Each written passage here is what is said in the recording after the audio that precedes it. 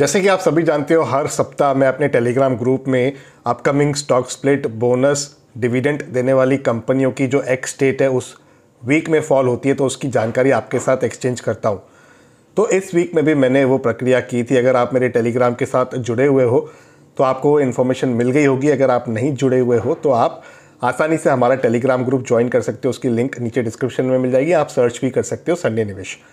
अब उसमें एक कंपनी है दोस्तों जिसकी इन्फॉर्मेशन मैंने शेयर की थी। ये कंपनी 5,000 करोड़ के आसपास के मार्केट कैपिटलाइजेशन की है इस समय पर, और इस कंपनी ने 1200% से ज़्यादा के रिटर्न्स दे दिए हैं पिछले एक साल में। तो आज के इस वीडियो में इसी कंपनी के ऊपर हम चर्चा करने वाले हैं। इंटरेस्टिंग वीडियो में आप बने रहिएगा मेरे साथ। शुरू करते हैं इस वीडियो को, आइए मिलकर सीखते हैं। तो दोस्तों, इस कंपनी का नाम है सिंधु ट्रेड लिंक्स लिमिटेड। 1050 के थोड़ा सा नीचे ट्रेड कर रहा है इस कंपनी का स्टॉक प्राइस।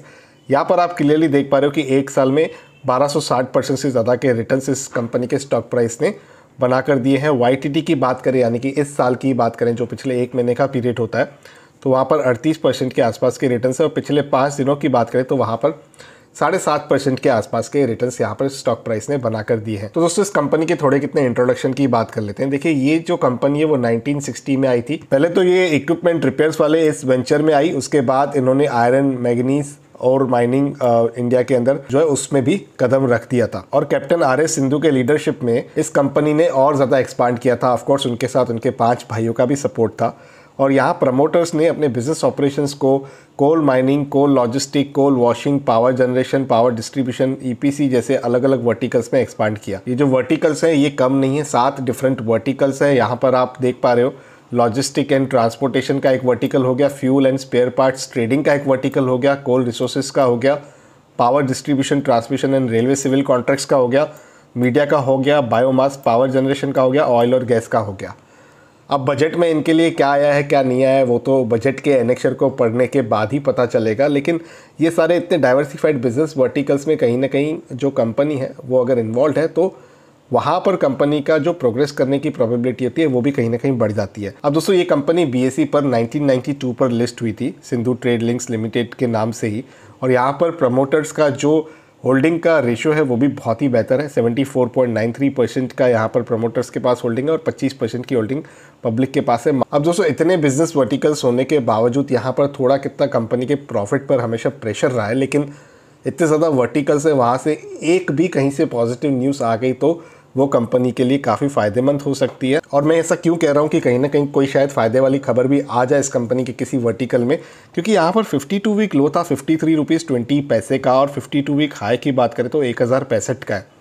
तो डबल डिजिट से ट्रिपल डिजिट में इस कंपनी का स्टॉक प्राइस चला गया 52 हफ्तों में। तो ये एक अपने आप में बहुत ही बड़ी मूवमेंट होती है। अब यहाँ पर जो इनका स्टॉक स्प्लिट वाला नोटिफिकेशन था जो मैंने टेलीग्राम ग्रुप में भी शेयर किया था आपके साथ, उसे हम एक बार देख लेते हैं, उसे पढ़ भी लेते हैं, समझ लेते हैं कि ये क्या कहना चाहते हैं।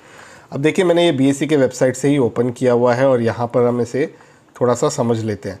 अब देखिए, ये कह रहे हैं कि ये स्टॉक स्प्लिट करने जा रहे हैं जिसकी रिकॉर्ड डेट होगी 4 फरवरी 2022 की।